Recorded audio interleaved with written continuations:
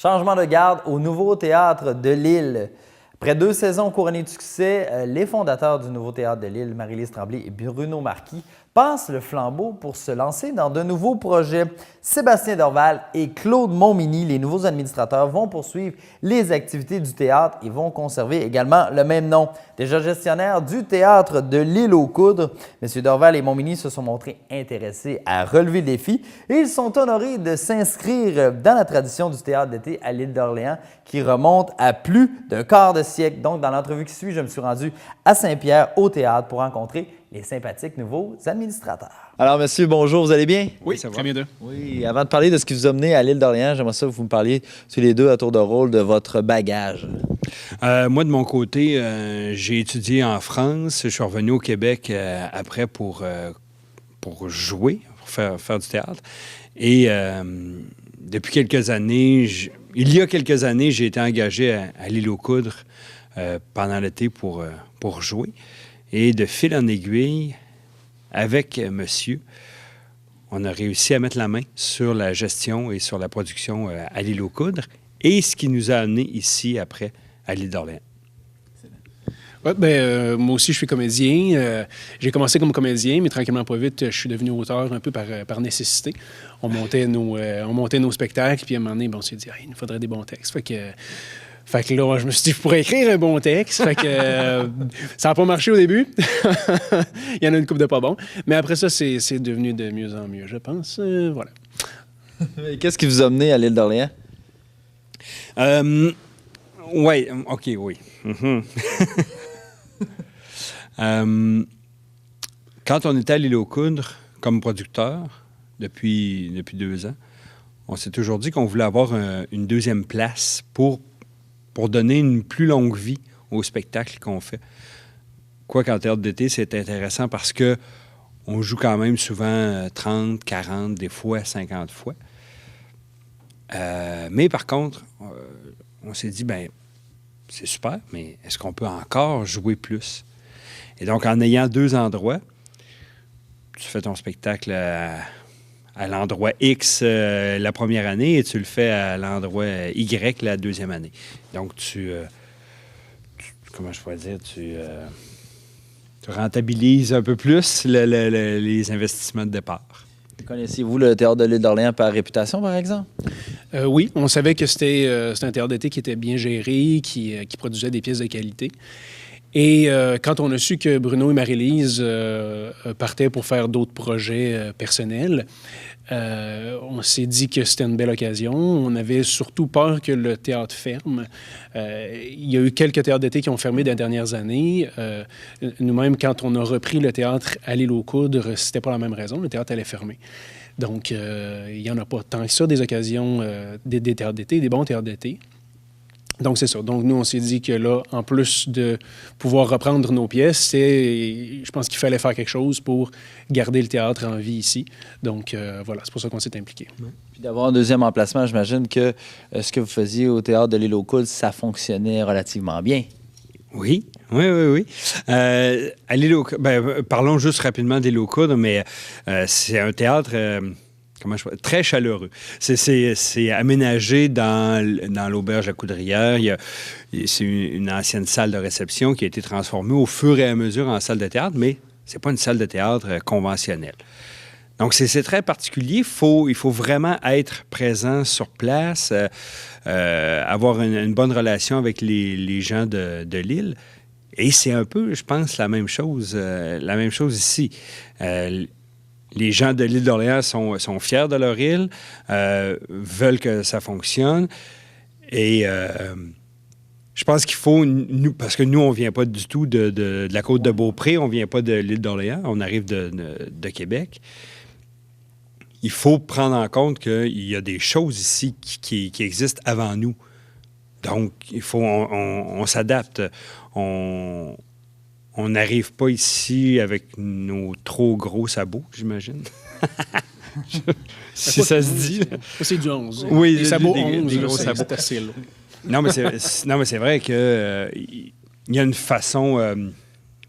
il y a une façon de faire. Les producteurs ici ont établi depuis 2 ans une façon de faire qui marche aussi. Alors, Ouais, parce que- Oui, on arrive avec notre couleur. Mais poursuivre dans la même lignée, un peu dans la même philosophie de ce qui se faisait au départ, c'est ça? Oui, bien, je ne sais pas si on peut appeler ça une philosophie, mais c'est certain que les anciens producteurs ont vraiment établi des standards de qualité élevés. Pour la qualité de la salle, l'aménagement, la qualité des pièces, la qualité des comédiens qui engagent. C'était pas du tout un théâtre ici, il y a 2 ans.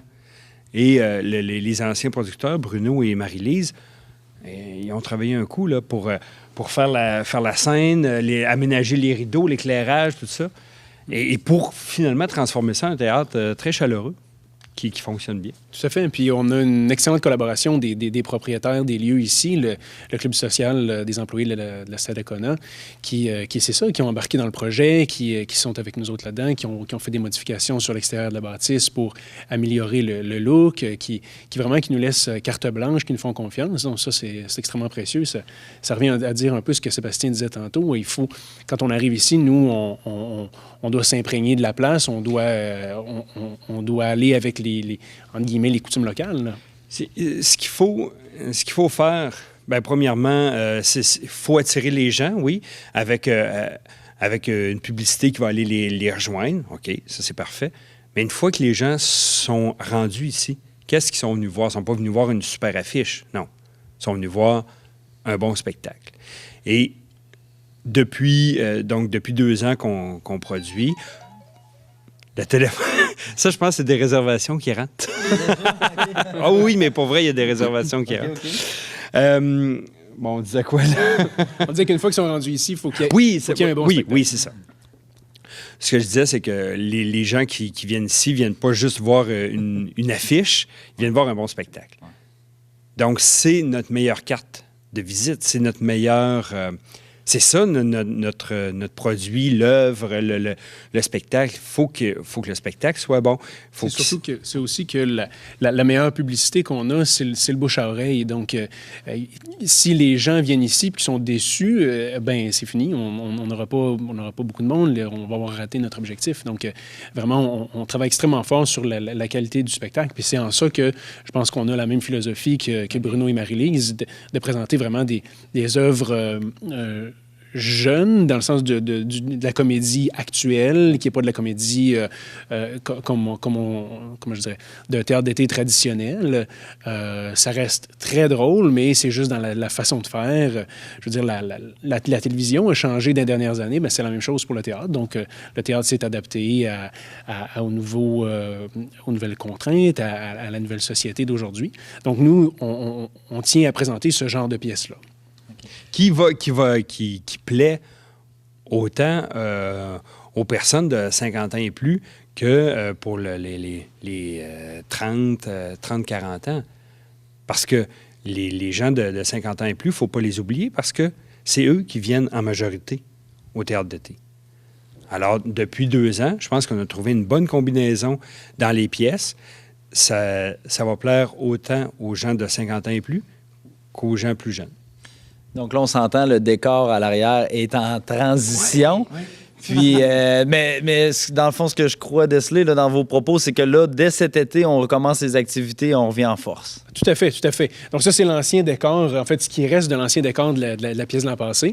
Donc nous, on va revenir là, dans à peu près un mois et demi pour recommencer là, les nouveaux décors, la nouvelle pièce. En fait, on peut peut-être parler de la pièce. Donc il s'agit de Bébé à bord. C'est une comédie de moi-même. Et, Qui a fait ses preuves aussi. Oui, qui a fait ses preuves. Donc c'est ça. Elle a été présentée l'été dernier à l'Île aux Coudres. Et vraiment, à la fin de l'été, on trouvait que ça avait bien été, puis on faisait « ça serait le fun de pouvoir la reprendre ailleurs ». Puis ce qui fait qu'en l'amenant ici, on a déjà un peu, pas zéro assurance évidemment, mais un peu l'impression que ça risque de fonctionner, puisque ça a très bien fonctionné là-bas. Donc, une comédie mise en scène par Carole Cassista, qui est un... Est-ce que tu connais Carole Cassista? Non, personnellement, non. Ah! Ouais. Mais de réputation, j'imagine. Oui, OK. C'est quelqu'un. Carole Cassista, qui a été pendant longtemps associée avec Lafrenière, à l'ancienne Norette. Bon, Lafrenière a fermé, tout ça a été vendu. Et maintenant, Lafrenière s'est transformée en compagnie de production, de diffusion, et Lafrenière associe leur nom avec nous pour présenter la pièce, ici, à l'île d'Orléans. Et Carole, ben, c'est lui qui a assuré la mise en scène l'année passée de Bébé à bord. C'est lui qui, bien sûr, encore fait la même mise en scène pour cette année. Et donc, déjà, quand on parlait de gages de qualité, c'est en allant chercher des bons comédiens, des bons collaborateurs, qu'on peut justement avoir un bon spectacle aussi. Et en allant chercher un bon auteur. Non. mais au moins, on sait que la pièce a fonctionné l'année passée, en fait. Donc, On n'est pas totalement en terrain inconnu. ben non, c'est ça. Mais évidemment, on ne sait jamais comment ça va être reçu ici. Est-ce que le public de là-bas est différent d'ici? On ne le sait pas. Est-ce que... Moi, je pense Ben, pas. j'ai pas l'impression. Moi, je pense que c'est... Mais il faut rester humble. Oui, Hein? mais oui. Mais je pense que c'est le public à l'île aux Coudres a aimé. En plus, le public à l'île aux Coudres, c'est composé à peu près à 50 de gens de la région de Charlevoix et le reste non, pas... Non, 50 de la région de Québec. 50 de la région de Québec. Et, on va reprendre la shot. La shot au complet? OK. Alors, est-ce que tu me permets? Oui, vas-y. Fait que, le public à l'île aux Coudres, c'est composé à peu près à 50 de gens de la grande région de Québec. Et puis le reste, c'est Charlevoix, Montréal, tous les visiteurs. Donc, on espère un peu que les gens qui sont venus l'année passée, les gens de Québec qui sont venus l'année passée, vont en parler à le mon oncle, puis le ma tante, puis le cousine, puis le frère, puis le soeur, pour que les gens viennent ici cette année. Voilà. Donc, je ne sais pas si c'est ça que tu voulais dire. Oui, je suis certain que si ça fonctionnait à l'île aux Coudres, Bébé à bord, ça va fonctionner à l'île d'Orléans. Moi, j'en suis convaincu. Excellent. Alors, messieurs, on reviendra pour parler de la pièce lorsque toutes les affiches seront sorties et que M. Cassista sera disponible. Mais d'ici là, je vous souhaite bonne chance avec le nouveau théâtre de l'île d'Orléans, puis au plaisir de vous revoir très bientôt. Merci, messieurs. Merci beaucoup.